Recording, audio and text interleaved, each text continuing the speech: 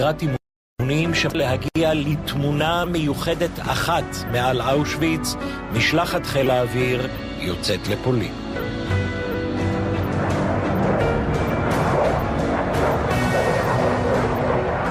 היכולת הזאת של מדינת ישראל, של צה"ל, שמבוטאת בעזרת חיל האוויר, של לקחת כוחות ולהפעיל אותם בטווחים מאוד רחוקים מהבית. זה כוח שיש למעט מדינות בעולם, מעט מאוד מדינות בעולם. אני חושב שהיא, כן, היא יכולת שכדאי וראוי שנכיר אותה. אני חושב שגם האחרים מכירים אותה. 3 מטוסי F-15 ומטוס תדלוק צמוד בטיסה של 4 שעות לרדו.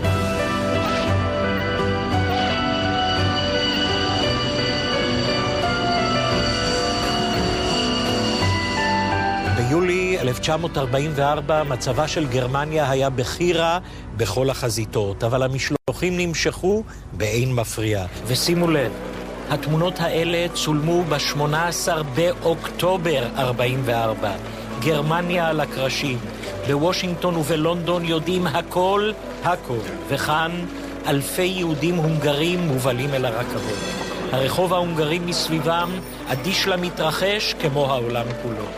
בחלוף 2.5 ימים היהודים האלה כולם יהיו לאפר בקרמטוריום של אושוויץ. קונגרסמן תום לנטוס, אז נער יהודי בן 16, נלקח על ידי הנאצים מביתו בבודפסט למחנה עבודה. משפחתו הוסעה ברכבות לאושוויץ. כל העת, מעיד לנטוס, שמענו את מטוסי בנות הברית מעלינו.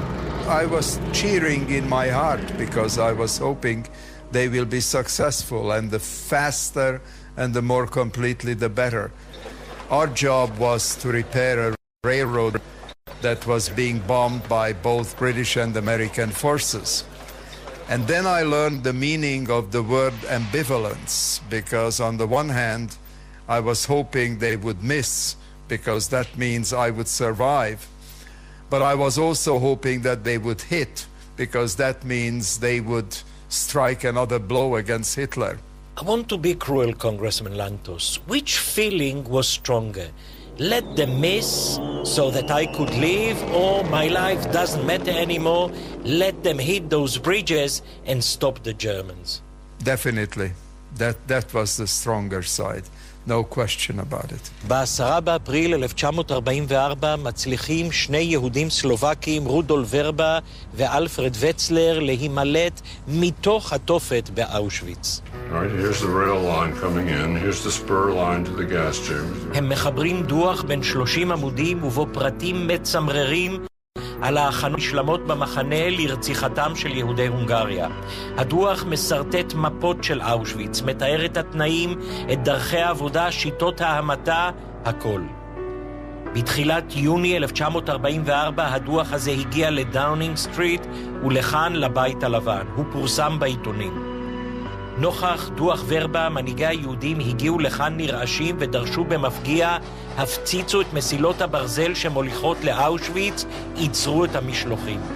כל המומחים נקבו במפורש בקטע המסילה שבין הערים קושיצה ופרשוב, קטע שפגיעה בו תעצור בו במקום את רכבות המוות.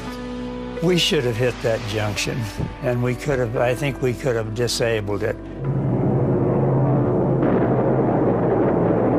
מאות גיחות של מטוסי הפצצה כבדים וקלים כוונו אל מסילות ברזל, גשרים ורכבות שבהם השתמשו הגרמנים להוביל תחמושת והספקה לגייסותיהם. I went on several missions trying to knock out the bridges in the Brenner Pass. It's hard to hit a bridge because from the air it looks like a thread. אבל הדקות הקווין, צוותו של מגוון, חזר להפציץ את הגשר הזה 7 פעמים עד שהצליחו להשמידו. We should have hit the rail lines even if we had to go back several times. Now this is assuming that our top people at the White House and the State Department knew what was going on in Auschwitz. בסוף יולי 44 יש פנייה לנשיא רוזוולט להפציץ את המסילות ואת הגזים. לא קורה עם זה כלום. בשבת אחרי הצהריים, 24 ביוני 1944, הגיע לכאן למחלקת המבצעים של משרד המלחמה הצעה מפורשת להפציץ את צומת מסילות הברזל שיצה פרשוב. יומיים הם דנו כאן ברעיון. ביום שני, ב-11 בבוקר, יוצאת ההודעה לאמור, הרעיון נדחה, יען כי הרעיון איננו בר ביצוע. The War Department is of the opinion that the suggested air operation is impracticable. It could be executed only by the diversion of considerable air support essential to the success of our forces now engaged in decisive operations. So that we can't carry this out without taking a substantial amount of aircraft that are doing extremely strategically important things and diverting them off to this target. משרד המלחמה בוושינגטון טען מאוחר יותר שההחלטה התקבלה לאחר התייעצות עם מפקדי הכוחות באירופה. Our military leadership didn't even to look into or investigate the possibilities of the bombing requests. They simply rejected them out of hand. I attended every briefing that the 15th Air Force gave to us. I heard people from the generals on down. I never once heard a mention of the Auschwitz tragedy or of the possibility that American airplanes might interdict what was going on there. The targets suggested are not a part of these target systems. To say it's not on the target list, I don't know. The polite word, I guess, is deceptive, and the plain word is a lie. כשבוושינגטון אומרים אי אפשר להסיט את המאמץ המלחמתי לכיוון אושוויץ, באותם ימים, באותן שעות ממש, הנה פקודת המבצע. 40 מבצרים מעופפים, ה-B-17 האמריקנים, ועוד 24 ליברייטרס, ה-B-24, יוצאים כשנקודת הציון שלהם אושוויץ.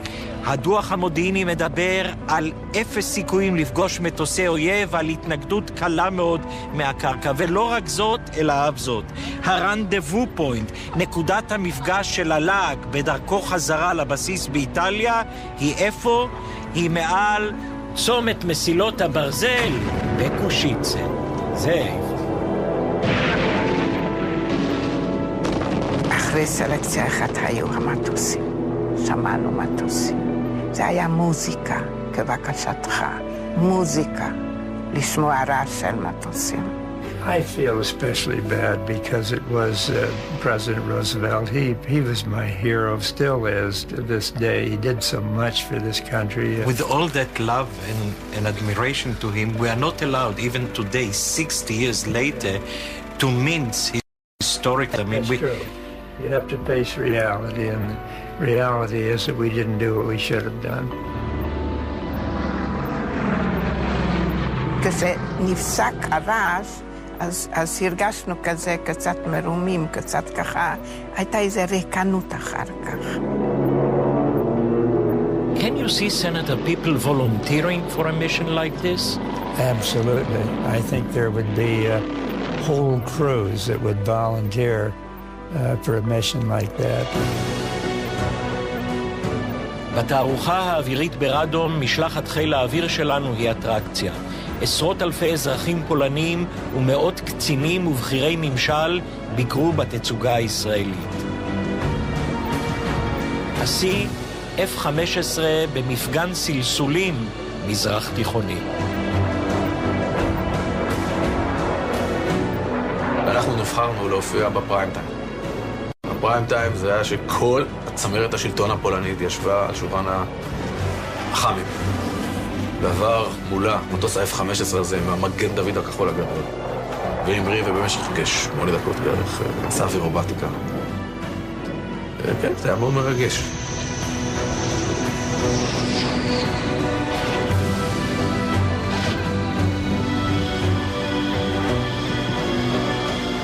אבל הכל מתגמד מול חוויות הביקור בגיא ההריגה של העם היהודי. אמיר אשל כבר מחזיק בידיו את המשפטים שהוא יאמר באוויר מעל אושוויץ. על הנוסח המדויק הוא ישב במשך שעות עם איתן הבר. היה שם ויכוח קשה. התווכחנו על שני דברים. על מצדיעים לגבורתם. הוא כל כך צדק. הוא שכנע אותי. כי אני נולדתי על צאן לטבח. והדבר השני, זה צריך להיות מגן לעם היהודי או לארצו ישראל. אז לארצו ישראל זה מאוד טבעי. מה זה העם היהודי? אני חושב שיש לנו, כן, יש לנו משמעות גם בהקשרים הכוללים של העם היהודי, גם אם זה לא מסתיים בפעולה כזאת או אחרת מאוד ספציפית. ועכשיו הם מתכוננים בחרדת קודש למשימה המיוחדת שהם צריכים לבצע.